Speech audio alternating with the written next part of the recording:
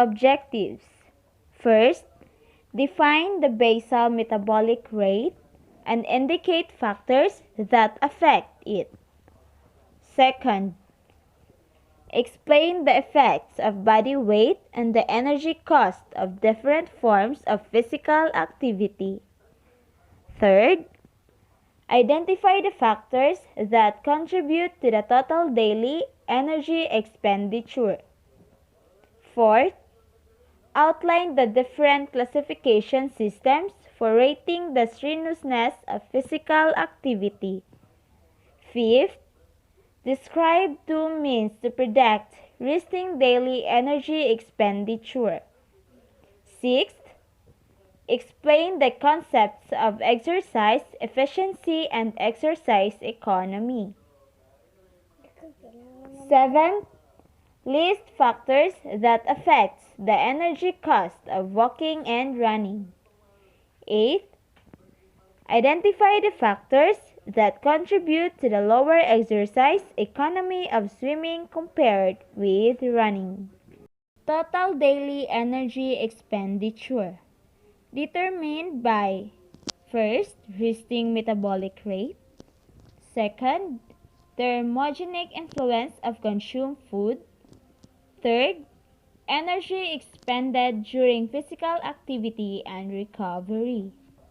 This is the total daily energy expenditure. The thermic effects of feeding is negative 10%. Thermic effects of physical activity is 15 minus 30%. Resting metabolic rate is 60 minus 75%. Basal resting metabolic rate. First, for each individual, a minimum energy requirement sustains the body's functions in the waking state.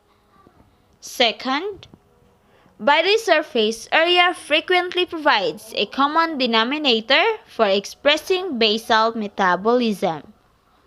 Third, BMR average 5% to 10% lower in females compared with males at all ages.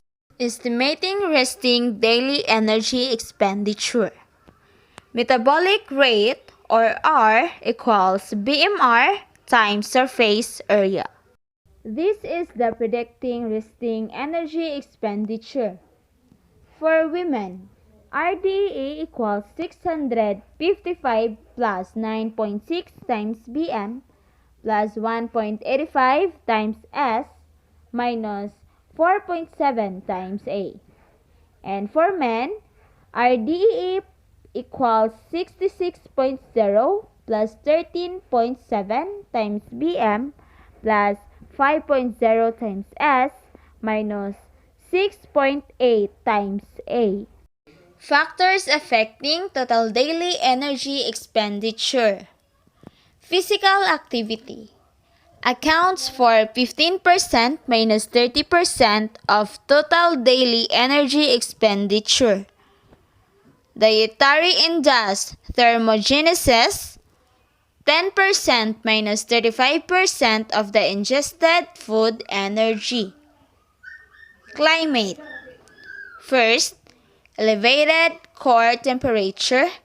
Second, additional energy required for sweat gland activity.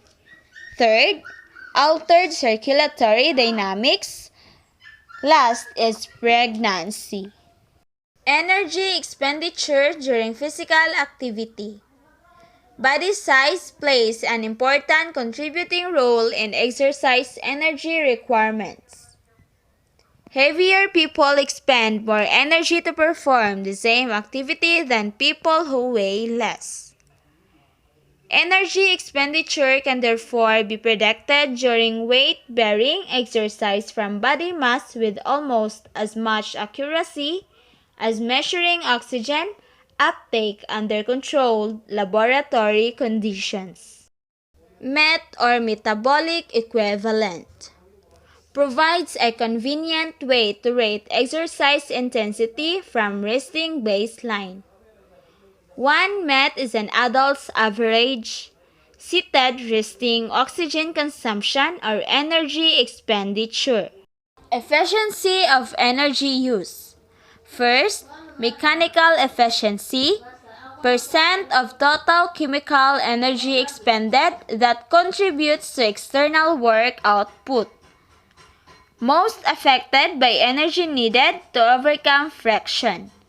Second, gross mechanical efficiency, the total oxygen uptake during the exercise.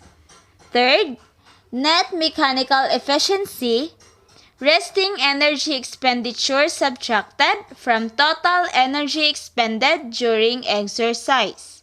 Fourth, delta efficiency, ratio of the difference between work output at two levels of work output to the difference in energy expenditure determined for the two levels of work output. Factors influencing exercise efficiency. Work rate. As work rate increases, efficiency decreases. Movement speed. Any deviation from the optimal movement speed decreases efficiency. Extrinsic factors. Improvements in equipment design have increased efficiency in many physical activities. Muscle fiber composition. Work done by slow-twitch muscle fibers is more efficient than the same work done by fast-twitch fibers. Fitness level.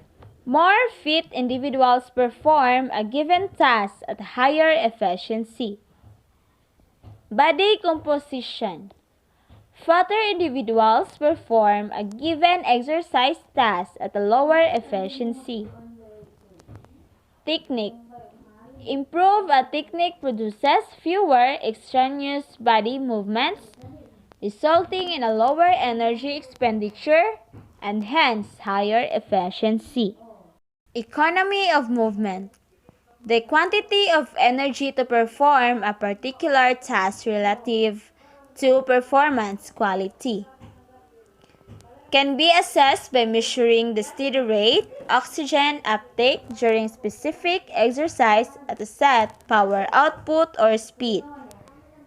At a given sub-maximum speed of running, cycling, or swimming, an individual with greater movement economy consumes less oxygen. All else being equal, a training adjustment that improves economy of effort directly translates to improved exercise performance. Walking economy. A curvilinear relationship exists between energy expenditure versus walking at slow and fast speeds. A linear relationship exists between walking speeds of 3.0 minus 5.0 km times h negative 1 and oxygen uptake. At faster speeds, walking becomes less economical, so the relationship curves upward to indicate a disproportionate increase in energy costs related to walking speed. The crossover velocity is negative 6.5 km times h raised to the power of negative 1, at which running becomes more economical than walking. Walking surface and footwear effects. Walking surface. Similar economies exist for level walking on a grass track or paved surface. Energy cost almost doubles walking in sand and is threefold when walking on soft snow. Footwear. More energy is needed to carry added weight on the feet or ankles than to carry similar weight attached to the torso. Ankle weights increase the energy cost of walking to values usually observed for running. Running speed. Running speed can increase in three ways. First, Increase the number of steps each minute. Second, increase the distance between steps. Third, increase stride length and stride frequency. Energy expenditure during swimming. Swimmers' energy expenditure differs from walking and running in the following ways. Energy to maintain buoyancy while generating horizontal movement at the same time using the arms and legs, either in combination or separately.